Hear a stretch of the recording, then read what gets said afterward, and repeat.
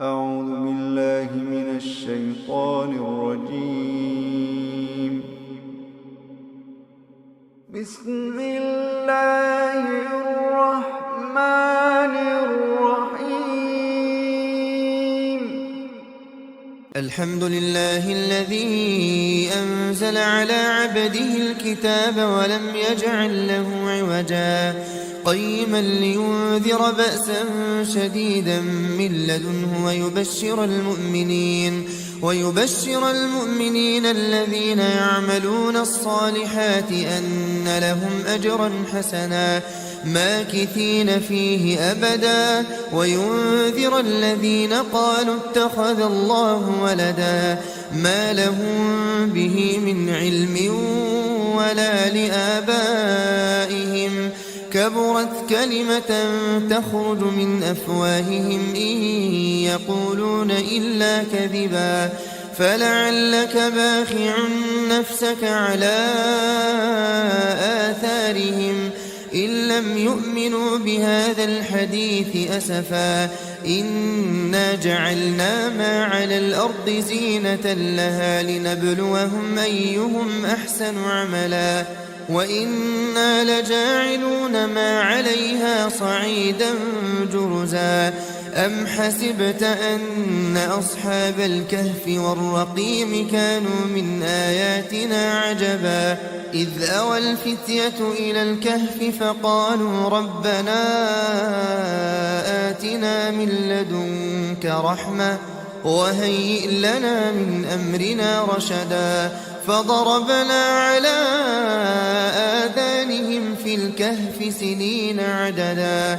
ثم بعثناهم لنعلم أي الحزبين أحصى لما لبثوا أمدا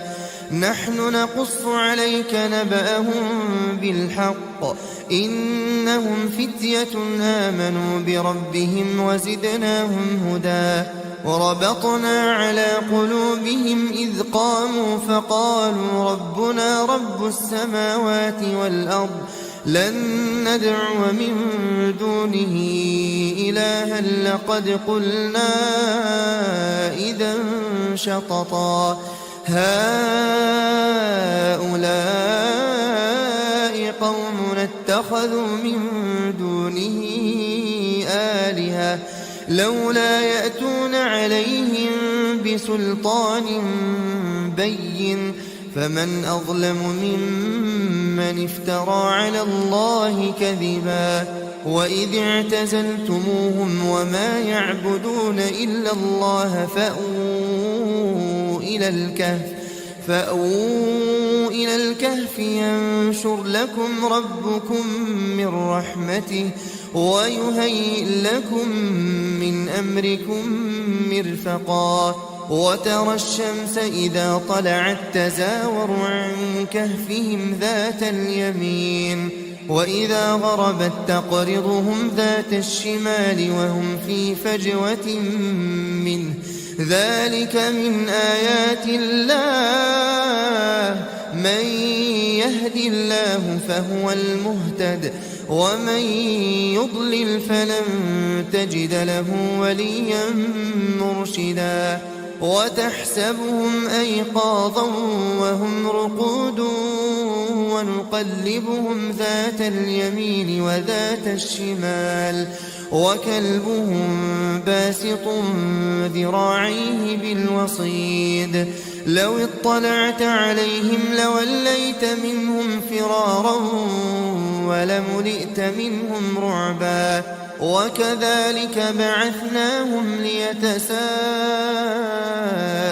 بينهم قال قائل منهم كم لبثتم قالوا لبثنا يوما أو بعض يوم قالوا ربكم أعلم بما لبثتم فابعثوا أحدكم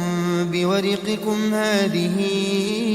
إلى المدينة فلينظر أيها أزكى طعاما فليأتكم برزق منه وليتلطف ولا يشعرن بكم أحدا إنهم إن يظهروا عليكم يرجموكم أو يعيدوكم في ملتهم ولن تفلحوا إذا أبدا وكذلك أعثرنا عليهم ليعلموا أن وعد الله حق وأن الساعة لا ريب فيها إذ يتنازعون بينهم أمرهم فقالوا ابنوا عليهم بنيانا ربهم أعلم بهم قال الذين غلبوا على أمرهم لنتخذن عليهم مسجدا سيقولون ثلاثة رابعهم كلبهم ويقولون خمسة سادسهم كلبهم رجما بالغيب ويقولون سبعة وثامنهم كلبهم قل ربي أعلم بعدتهم ما يعلمهم إلا قليل فلا تمار فيهم إلا مراء ظاهرا ولا تستفت فيهم منهم أحدا ولا تقولن لشيء إني فاعل ذلك غدا إلا أن يشاء الله واذكر ربك إذا نسيت وقل عسى أن يهديني ربي لأقرب من هذا رشدا ولبثوا في كهفهم 300 سنين وازدادوا 9 قل الله أعلم بما لبثوا له غيب السماوات والأرض أبصر به وأسمع ما لهم من دونه من ولي ولا يشرك في حكمه أحدا واتل ما أوحي إليك من كتاب ربك لا مبدل لكلماته ولن تجد من دونه ملتحدا واصبر نفسك مع الذين يدعون ربهم بالغداة والعشي يريدون وجهه ولا تعد عيناك عنهم تريد زينة الحياة الدنيا ولا تطع من أغفلنا قلبه عن ذكرنا واتبع هواه وكان أمره فرطا وقل الحق من ربكم فمن شاء فليؤمن ومن شاء فليكفر إنا أعتدنا للظالمين نارا أحاط بهم سرادقها وإن يستغيثوا يغاثوا بماء كالمهل يشوي الوجوه بئس الشراب وساءت مرتفقا إن الذين آمنوا وعملوا الصالحات إنا لا نضيع أجر من أحسن عملا أولئك لهم جنات عدن تجري من تحتهم الأنهار يحلون فيها من أساور من ذهب ويلبسون ثيابا خضرا من سندس واستبرق متكئين فيها على الأرائك نعم الثواب وحسنت مرتفقا واضرب لهم مثلا الرجلين جعلنا لأحدهما جنتين من أعناب وحففناهما بنخل وجعلنا بينهما زرعا كلتا الجنتين آتت أكلها ولم تظلم منه شيئا وفجرنا خلالهما نهرا وكان له ثمر فقال لصاحبه وهو يحاوره أنا أكثر منك مالا وأعز نفرا ودخل جنته وهو ظالم لنفسه قال ما أظن أن تبيد هذه أبدا وما أظن الساعة قائمة ولئن رددت إلى ربي لأجدن خيرا منها منقلبا قال له صاحبه وهو يحاوره أكفرت بالذي خلقك من تراب ثم من نطفة ثم سواك رجلا لكن هو الله ربي ولا أشرك بربي أحدا ولولا إذ دخلت جنتك قلت ما شاء الله لا قوة إلا بالله إن ترني أنا أقل منك مالا وولدا فعسى ربي أن يؤتيني خيرا من جنتك ويرسل عليها حسبانا من السماء فتصبح صعيدا زلقا أو يصبح ماؤها غورا فلن تستطيع له طلبا وأحيط بثمره فأصبح يقلب كفيه على ما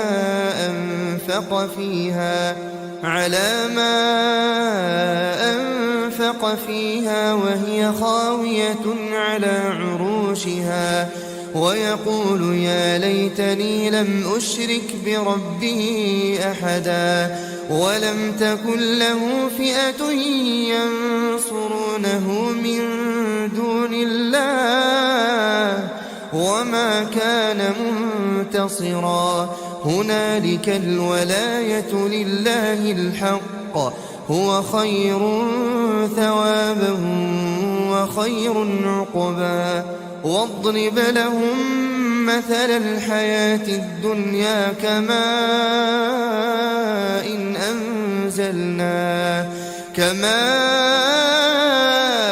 إن أنزلناه من السماء فاختلط به نبات الأرض فأصبح هشيما تذروه الرياح وكان الله على كل شيء مقتدرا المال والبنون زينة الحياة الدنيا والباقيات الصالحات خير عند ربك ثوابا وخير أملا ويوم نسير الجبال وترى الأرض بارزة وحشرناهم فلم نغادر منهم أحدا وعرضوا على ربك صفا لقد جئتمونا كما خلقناكم أول مرة بل زعمتم أن لن نجعل لكم موعدا ووضع الكتاب فترى المجرمين مشفقين مما فيه ويقولون يا ويلتنا ما لهذا الكتاب لا يغادر صغيرة ولا كبيرة إلا أحصاها ووجدوا ما عملوا حاضرا ولا يظلم ربك أحدا وإذ قلنا للملائكة اسجدوا لآدم فسجدوا إلا إبليس كان من الجن ففسق عن أمر ربه أفتتخذونه وذريته أولياء من دوني وهم لكم عدو بئس للظالمين بدلا ما أشهدتهم خلق السماوات والأرض ولا خلق أنفسهم وما كنت متخذ المضلين عضدا ويوم يقول نادوا شركائي الذين زعمتم فدعوهم فلم يستجيبوا لهم وجعلنا بينهم موبقا ورأى المجرمون النار فظنوا أنهم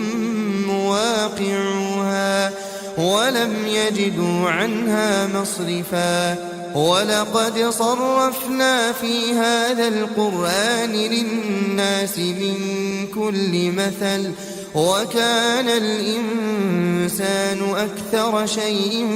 جدلا وما منع الناس أن يؤمنوا إذ جاءهم الهدى ويستغفروا ربهم إلا أن تأتيهم سنة الأولين أو يأتيهم العذاب قبلا وما نرسل المرسلين إلا مبشرين ومنذرين ويجادل الذين كفروا بالباطل ليدحضوا به الحق واتخذوا آياتي وما أنذروا هزوا ومن أظلم ممن ذكر بآيات ربه فأعرض عنها ونسي ما قدمت يداه إنا جعلنا على قلوبهم أكنة أن يفقهوه وفي آذانهم وقرا وإن تدعهم إلى الهدى فلن يهتدوا إذا أبدا وربك الغفور ذو الرحمة لو يؤاخذهم بما كسبوا لعجل لهم العذاب بل لهم موعد لن يجدوا من دونه موئلا وتلك القرى أهلكناهم لما ظلموا وجعلنا لمهلكهم موعدا وإذ قال موسى لفتاه لا أبرح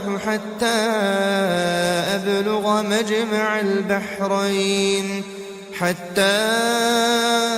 أبلغ مجمع البحرين أو أمضي حقبا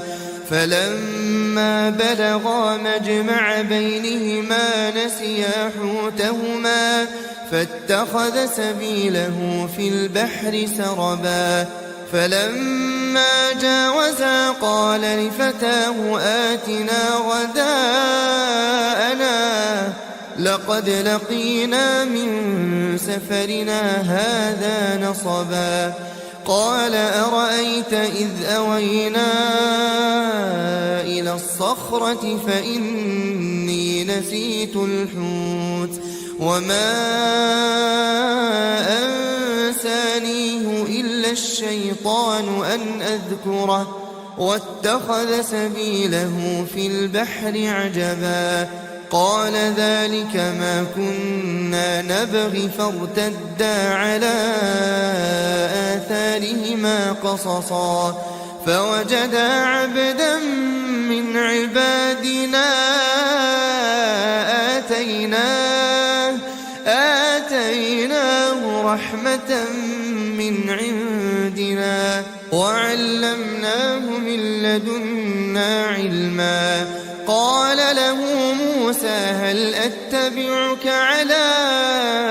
أن تعلمني مما علمت رشدا؟ قال إنك لن تستطيع معي صبرا وكيف تصبر على ما لم تحط به خبرا؟ قال ستجدني إن شاء الله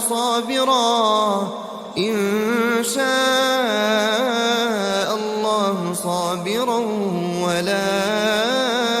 أعصي لك أمرا. قال فإن اتبعتني فلا تسألني عن شيء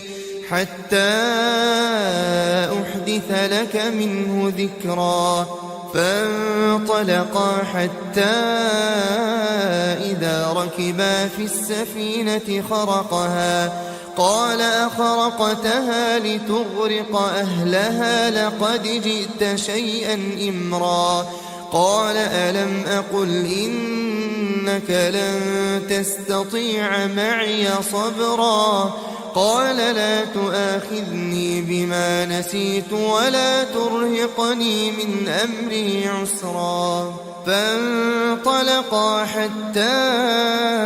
إذا لقيا غلاما فقتله. قال أقتلت نفسا زكية بغير نفس لقد جئت شيئا نكرا. قال ألم أقل لك إنك لن تستطيع معي صبرا؟ قال إن سألتك عن شيء بعدها فلا تصاحبني قد بلغت من لدني عذرا. فانطلقا حتى إذا أتيا أهل قرية استطعما أهلها فأبوا أن يضيفوهما فوجدا فيها جدارا يريد أن ينقض فأقامه. قال لو شئت لاتخذت عليه أجرا. قال هذا فراق بيني وبينك سأنبئك بتأويل ما لم تستطع عليه صبرا. أما السفينة فكانت لمساكين يعملون في البحر فأردت أن أعيبها وكان وراءهم ملك يأخذ كل سفينة غصبا. وأما الغلام فكان أبواه مؤمنين فخشينا أن يرهقهما طغيانا وكفرا فأردنا أن يبدلهما ربهما خيرا منه زكاة وأقرب رحما. وأما الجدار فكان لغلامين يتيمين في المدينة وكان تحته كنز لهما وكان أبوهما صالحا فأراد ربك أن يبلغا أشدهما ويستخرجا كنزهما رحمة من ربك وما فعلته عن أمري ذلك تأويل ما لم تسطع عليه صبرا. ويسألونك عن ذي القرنين قل سأتلو عليكم منه ذكرا. إنا مكنا له في الأرض وآتيناه من كل شيء سببا فأتبع سببا حتى إذا بلغ مغرب الشمس وجدها تغرب في عين حمئة ووجد عندها قوما قلنا يا ذا القرنين إما أن تعذب وإما أن تتبع نتخذ فيهم حسنا. قال أما من ظلم فسوف نعذبه ثم يرد إلى ربه فيعذبه عذابا نكرا. وأما من آمن وعمل صالحا فله جزاء الحسنى وسنقول له من أمرنا يسرا. ثم أتبع سببا حتى إذا بلغ مطلع الشمس وجدها تطلع على قوم لم نجعل لهم من دونها سترا. كذلك وقد أحطنا بما لديه خبرا. ثم أتبع سببا حتى إذا بلغ بين السدين وجد من دونهما قوما لا يكادون يفقهون قولا. قالوا يا ذا القرنين إن يأجوج ومأجوج مفسدون في الأرض فهل نجعل لك خرجا على أن تجعل بيننا وبينهم سدا. قال ما مكني فيه ربي خير فأعينوني بقوة أجعل بينكم وبينهم ردما. آتوني زبر الحديد حتى إذا ساوى بين الصدفين قال انفخوا حتى إذا جعله نارا قال آتوني أفرغ عليه قطرا. فما استطاعوا أن يظهروه وما استطاعوا له نقبا. قال هذا رحمة من ربي فإذا جاء وعد ربي جعله دكاء وكان وعد ربي حقا. وتركنا بعضهم يومئذ يموج في بعض ونفخ في الصور فجمعناهم جمعا. وعرضنا جهنم يومئذ للكافرين عرضا. الذين كانت أعينهم في غطاء عن ذكري وكانوا لا يستطيعون سمعا. أفحسب الذين كفروا أن يتخذوا عبادي من دوني أولياء إنا أعتدنا جهنم للكافرين نزلا. قل هل ننبئكم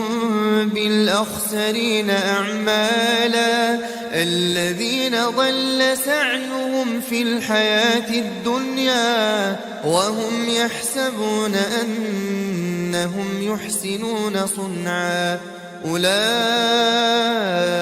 الذين كفروا بآيات ربهم ولقائه فحبطت أعمالهم فلا نقيم لهم يوم القيامة وزنا. ذلك جزاؤهم جهنم بما كفروا واتخذوا آياتي ورسلي هزوا. إن الذين آمنوا وعملوا الصالحات كانت لهم جنات الفردوس نزلا خالدين فيها لا يبغون عنها حولا. قل لو كان البحر مدادا لكلمات ربي لنفد البحر قبل أن تنفد كلمات ربي ولو جئنا بمثله مددا. قل إنما أنا بشر مثلكم يوحى إلي أنما إلهكم إله واحد فمن كان يرجو لقاء ربه فليعمل عملا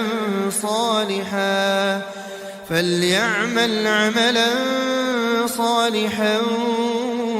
ولا يشرك بعبادة ربه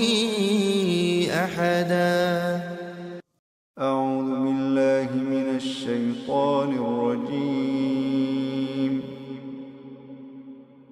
بسم الله الرحمن الرحيم. الحمد لله الذي أنزل على عبده الكتاب ولم يجعل له عوجا قيما لينذر بأسا شديدا من لدنه ويبشر المؤمنين الذين يعملون الصالحات أن لهم أجرا حسنا ماكثين فيه أبدا وينذر الذين قالوا اتخذ الله ولدا ما لهم به من علم ولا لآبائهم كبرت كلمة تخرج من أفواههم إن يقولون إلا كذبا فلعلك باخع نفسك على آثارهم إن لم يؤمنوا بهذا الحديث أسفا إنا جعلنا ما على الأرض زينة لها لنبلوهم أيهم أحسن عملا وإنا لجاعلون ما عليها صعيدا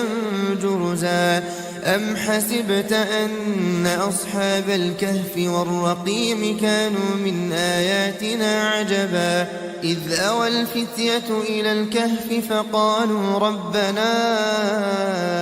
آتنا من لدنك رحمة وهيئ لنا من أمرنا رشدا فضربنا على آذانهم في الكهف سنين عددا ثم بعثناهم لنعلم أي الحزبين أحصى لما لبثوا أمدا نحن نقص عليك نبأهم بالحق إنهم فتية آمنوا بربهم وزدناهم هدى وربطنا على قلوبهم إذ قاموا فقالوا ربنا رب السماوات والأرض لن ندعو من دونه إلها لقد قلنا إذا شططا هؤلاء قومنا اتخذوا من دونه آلهة لولا يأتون عليهم بسلطان بين فمن أظلم ممن افترى على الله كذبا وإذ اعتزلتموهم وما يعبدون إلا الله فأووا إلى الكهف ينشر لكم ربكم من رحمته ويهيئ لكم من أمركم مرفقا وترى الشمس إذا طلعت تزاور عن كهفهم ذات اليمين وإذا غربت تقرضهم ذات الشمال وهم في فجوة منه ذلك من آيات الله من يهد الله فهو المهتد ومن يضلل فلن تجد له وليا مرشدا وتحسبهم أيقاظا وهم رقود ونقلبهم ذات اليمين وذات الشمال وكلبهم باسط ذراعيه بالوصيد لو اطلعت عليهم لوليت منهم فرارا ولملئت منهم رعبا وكذلك بعثناهم ليتساءلوا بينهم قال قائل منهم كم لبثتم قالوا لبثنا يوما أو بعض يوم قالوا ربكم أعلم بما لبثتم فابعثوا أحدكم بورقكم هذه إلى المدينة فلينظر أيها أزكى طعاما فليأتكم برزق منه وليتلطف ولا يشعرن بكم أحدا إنهم إن يظهروا عليكم يرجموكم أو يعيدوكم في ملتهم ولن تفلحوا إذا أبدا وكذلك أعثرنا عليهم ليعلموا أن وعد الله حق وأن الساعة لا ريب فيها إذ يتنازعون بينهم أمرهم فقالوا ابنوا عليهم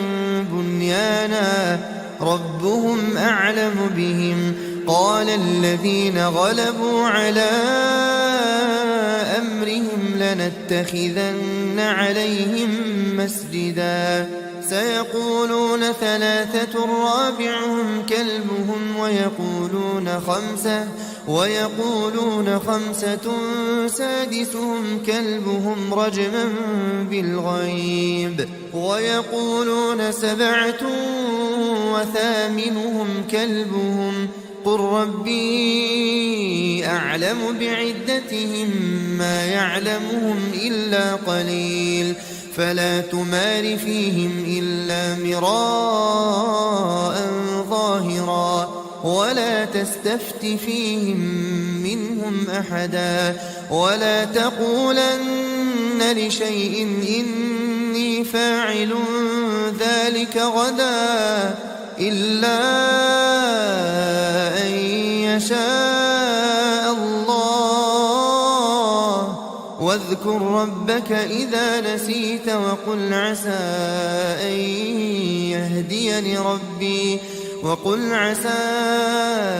أن يهديني ربي لأقرب من هذا رشدا ولبثوا في كهفهم 300 سنين وازدادوا 9 قل الله أعلم بما لبثوا له غيب السماوات والأرض أبصر به وأسمع ما لهم من دونه من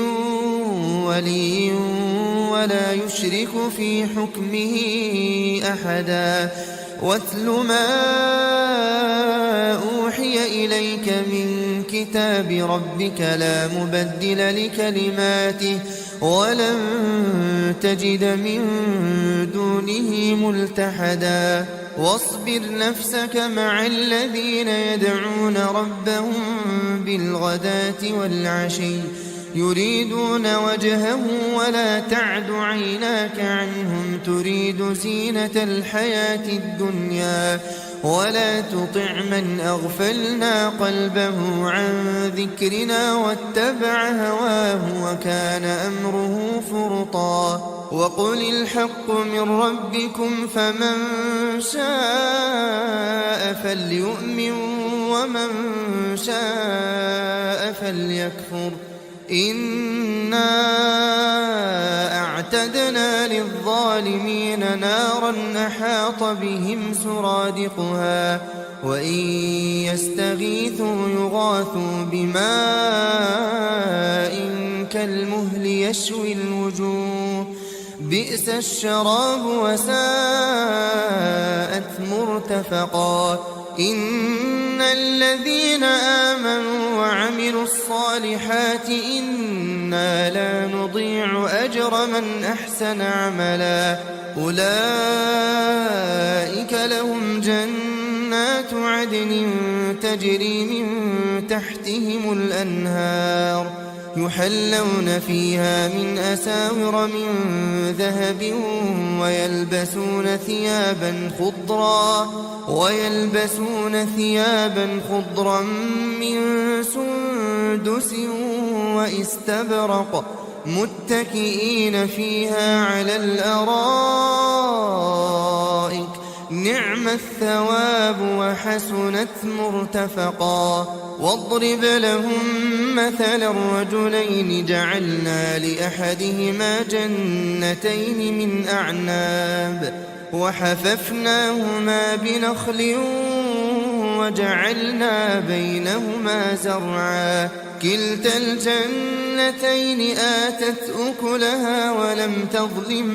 منه شيئا وفجرنا خلالهما نهرا وكان له ثمر فقال لصاحبه وهو يحاوره أنا أكثر منك مالا وأعز نفرا ودخل جنته وهو ظالم لنفسه قال ما أظن أن تبيد هذه أبدا وما أظن الساعة قائمة ولئن رددت إلى ربي لأجدن خيرا منها منقلبا قال له صاحبه وهو يحاوره أكفرت بالذي خلقك من تراب ثم من نطفة ثم سواك رجلا لكن هو الله ربي ولا أشرك بربي أحدا ولولا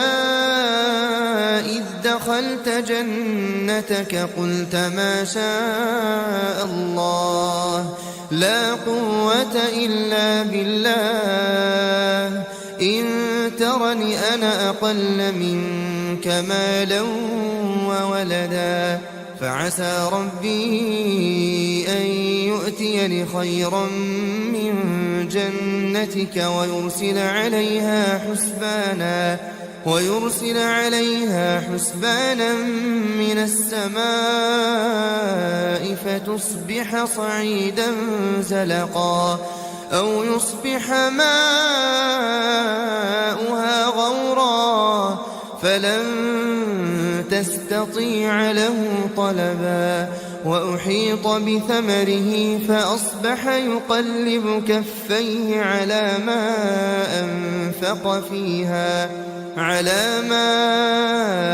أنفق فيها وهي خاوية على عروشها ويقول يا ليتني لم أشرك بربي أحدا ولم تكن له فئة ينصرونه من دون الله وما كان منتصرا هنالك الولاية لله الحق هو خير ثوابا وخير عقبا واضرب لهم مثل الحياة الدنيا كماء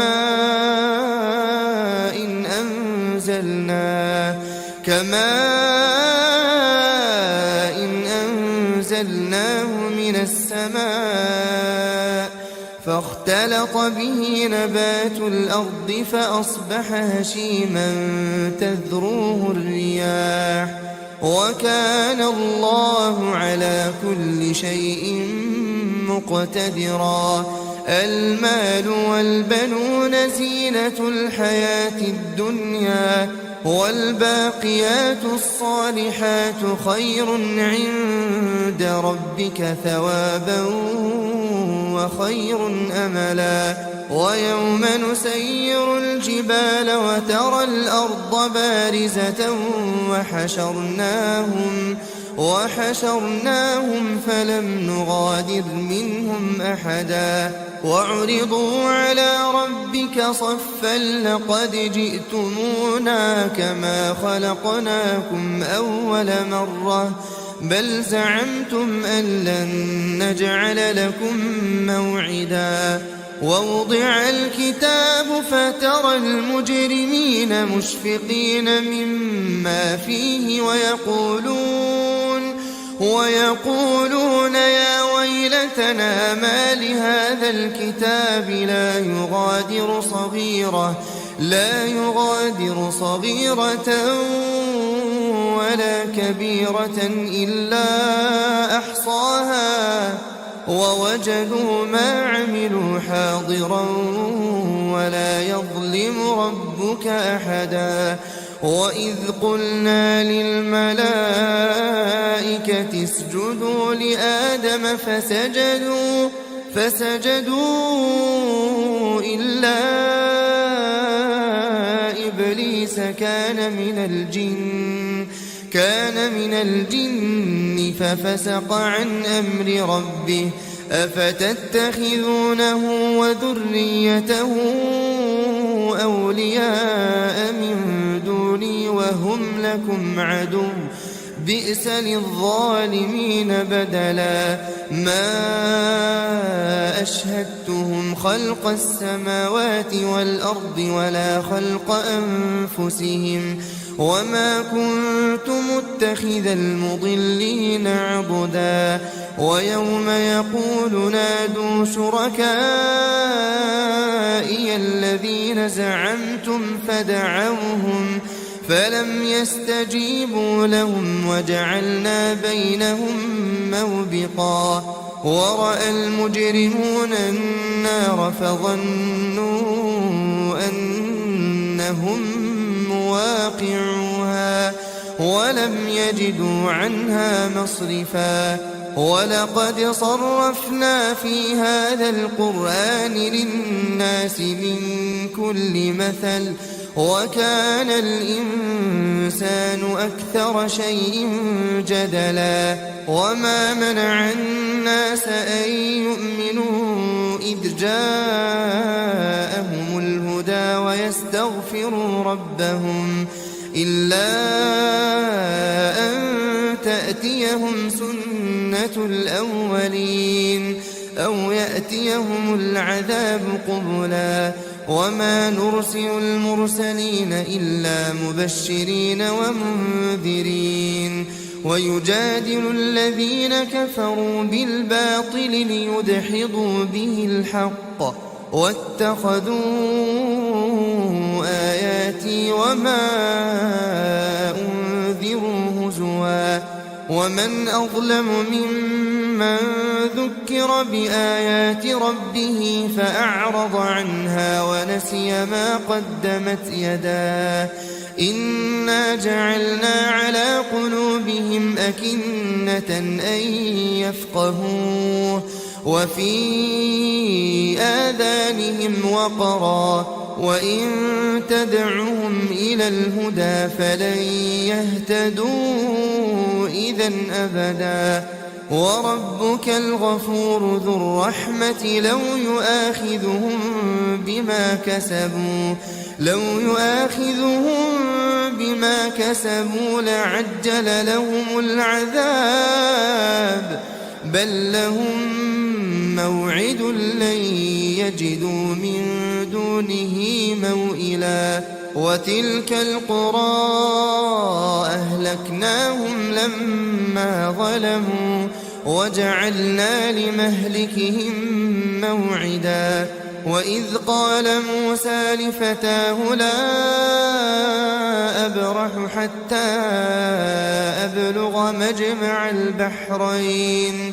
حتى أبلغ مجمع البحرين أو أمضي حقبا فلما بلغا مجمع بينهما نسيا حوتهما فاتخذ سبيله في البحر سربا فلما جاوزا قال لفتاه آتنا غداءنا لقد لقينا من سفرنا هذا نصبا قال أرأيت إذ أوينا إلى الصخرة فإني نسيت الحوت وما أنسانيه إلا الشيطان أن أذكره واتخذ سبيله في البحر عجبا قال ذلك ما كنا نبغي فارتدا على آثارهما قصصا فوجدا عبدا من عبادنا آتيناه رحمة من عندنا وعلمناه من لدنا علما. قال له موسى هل أتبعك على أن تعلمني مما علمت رشدا؟ قال إنك لن تستطيع معي صبرا وكيف تصبر على ما لم تحط به خبرا؟ قال ستجدني إن شاء الله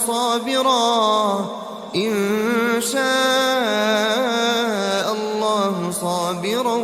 ولا أعصي لك أمرا. قال فإن اتبعتني فلا تسألني عن شيء حتى أحدث لك منه ذكرا. فانطلقا حتى إذا ركبا في السفينة خرقها قال أخرقتها لتغرق أهلها لقد جئت شيئا إمرا. قال ألم أقل إنك لن تستطيع معي صبرا؟ قال لا تؤاخذني بما نسيت ولا ترهقني من أمري عسرا. فانطلقا حتى إذا لقيا غلاما فقتله. قال أقتلت نفسا زكية بغير نفس لقد جئت شيئا نكرا. قال ألم أقل لك إنك لن تستطيع معي صبرا؟ قال إن سألتك عن شيء بعدها فلا تصاحبني قد بلغت من لدني عذرا. فانطلقا حتى إذا أتيا أهل قرية استطعما أهلها فأبوا أن يضيفوهما فوجدا فيها جدارا يريد أن ينقض فأقامه. قال لو شئت لاتخذت عليه أجرا. قال هذا فراق بيني وبينك سأنبئك بتأويل ما لم تستطع عليه صبرا. أما السفينة فكانت لمساكين يعملون في البحر فأردت أن أعيبها وكان وراءهم ملك يأخذ كل سفينة غصبا. وأما الغلام فكان أبواه مؤمنين فخشينا أن يرهقهما طغيانا وكفرا فأردنا أن يبدلهما ربهما خيرا منه زكاة وأقرب رحما.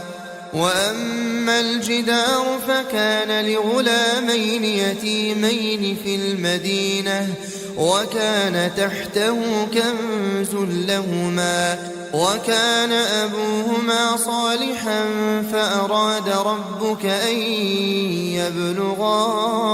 أشدهما ويستخرجا كنزهما رحمة من ربك وما فعلته عن أمري ذلك تأويل ما لم تسطع عليه صبرا. ويسألونك عن ذي القرنين قل سأتلو عليكم منه ذكرا. إنا مكنا له في الأرض وآتيناه من كل شيء سببا فأتبع سببا حتى إذا بلغ مغرب الشمس وجدها تغرب في عين حمئة ووجد عندها قوما قلنا يا ذا القرنين إما أن تعذب وإما أن تتخذ فيهم حسنا. قال أما من ظلم فسوف نعذبه ثم يرد إلى ربه فيعذبه عذابا نكرا. وأما من آمن وعمل صالحا فله جزاء الحسنى وسنقول له من أمرنا يسرا. ثم أتبع سببا حتى إذا بلغ مطلع الشمس وجدها تطلع على قوم لم نجعل لهم من دونها سترا. كذلك وقد أحطنا بما لديه خبرا. ثم أتبع سببا حتى إذا بلغ بين السدين وجد من دونهما قوما لا يكادون يفقهون قولا. قالوا يا ذا القرنين إن يأجوج ومأجوج مفسدون في الأرض فهل نجعل لك خرجا على أن تجعل بيننا وبينهم سدا. قال ما مكني فيه ربي خير فأعينوني بقوة أجعل بينكم وبينهم ردما. آتوني زبر الحديد حتى إذا ساوى بين الصدفين قال انفخوا حتى إذا جعله نارا قال آتوني أفرغ عليه قطرا. فما استطاعوا أن يظهروه وما استطاعوا له نقبا. قال هذا رحمة من ربي فإذا جاء وعد ربي جعله دكاء وكان وعد ربي حقا. وتركنا بعضهم يومئذ يموج في بعض ونفخ في الصور فجمعناهم جمعا. وعرضنا جهنم يومئذ للكافرين عرضا. الذين كانت أعينهم في غطاء عن ذكري وكانوا لا يستطيعون سمعا. أفحسب الذين كفروا أن يتخذوا عبادي من دوني أولياء إنا أعتدنا جهنم للكافرين نزلا.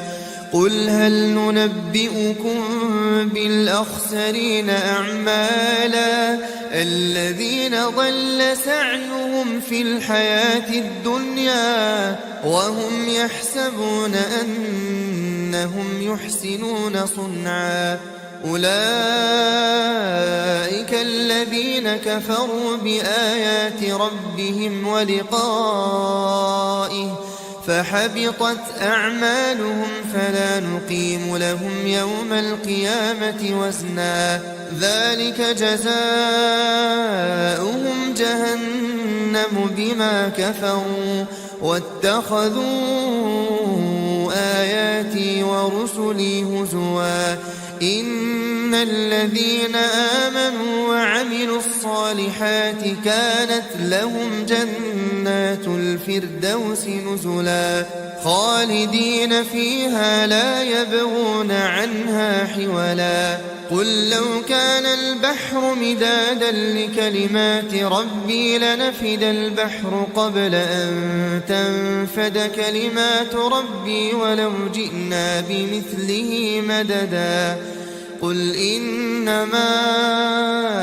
أنا بشر مثلكم يوحى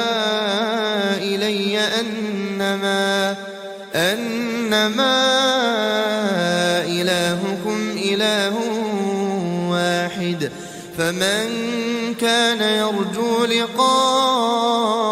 ربه فليعمل عملا